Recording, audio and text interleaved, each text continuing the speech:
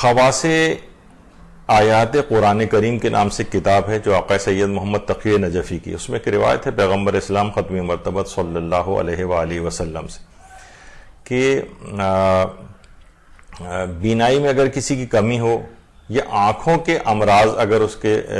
آنکھوں کے کوئی امراض کا شکار ہو، یعنی یا تو خود اس کی بینائی میں کمی واقع ہو رہی ہے، اس کو نظر کم آنے لگا ہے، آئی سائٹ ذرا ویک ہو گئی ہے اس کی، اور آنکھوں کے کوئی اور مرض ہے، بہت سارے آج کل گلوکوما ہے یا اور اس طرح کے جو ہے مختلف امراض ہوتے ہیں، تو پیغمبر فرماتے ہیں کہ اول ماہ کا جو چاند ہے، یعنی مہینے کی جو پہلی تاریخ کا چاند ہوتا ہے، اگر کوئی شخص اپنی آنکھوں پر ہاتھ رکھ کر 10 مرتبہ سورہ الحمد خلوص نیت کے ساتھ پڑھے، اپنی آنکھوں پر ہاتھ رکھ کر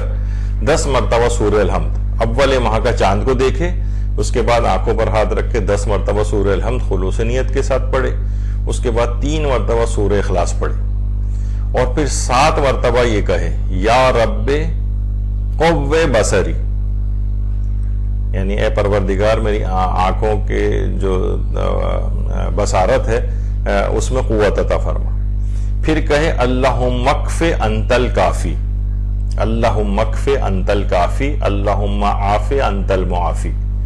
بس ایک یہ جملہ کہنا ہے، آسانی سے اس کو کہا جا سکتا ہے، تو پیغمبر فرماتے ہیں اس کی بینائی میں اضافہ ہو جائے گا اور اس کی جو بھی آنکھوں کی بیماری ہے وہ صحت مندی سے بدل جائے گی۔ اللہم صلی علی محمد وآل محمد۔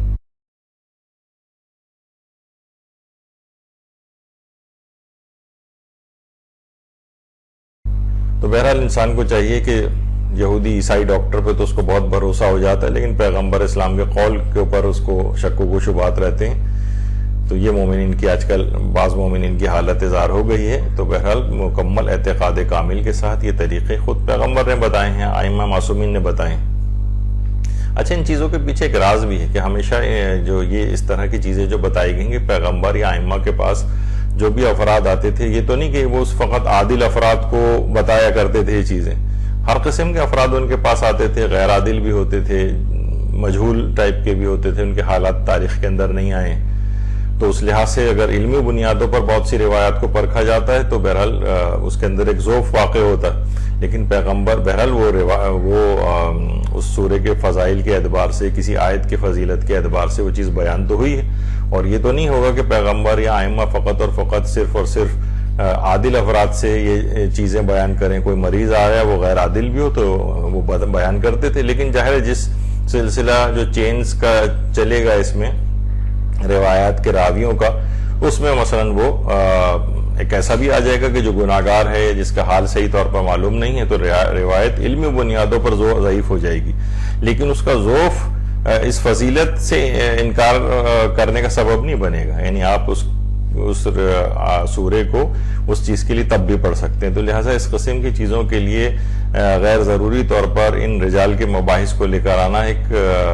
غیر ضروری کام ہے۔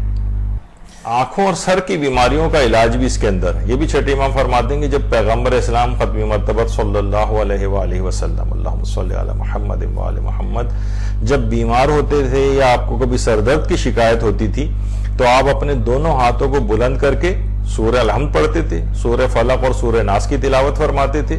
اور اس کے بعد اپنے دونوں ہاتھوں کو اپنے چہرے مبارک پر مل لیتے تھے، تو جس بھی مشکل میں گرفتار ہوتے تھے وہ فوراً حل ہو جاتی تھی۔ بیار الانوار کی جلد نمبر 92 میں روایت ہے، تو یہ چیز کرنی چاہیے۔ اچھا، چہرے مبارک پہ ہاتھ ملنا یا دم کرنا یا پانی پہ کوئی چیز پڑھنا، یہ کوئی غیر اسلامی چیزیں لوگ کہتے ہیں بس سورہ پڑھ دیا کافی ہے، نہیں، ہاتھ کو پھیرنا، اس کے پیچھے سائنسی چیزوں کی بھی لحاظ سے تحقیق ہونی چاہیے کہ ایسا کیا ہوتا ہے۔ تو بہرحال آنکھ اور سر کی بیماریوں کے علاج کے لحاظ سے یہ بڑی مجرب چیزیں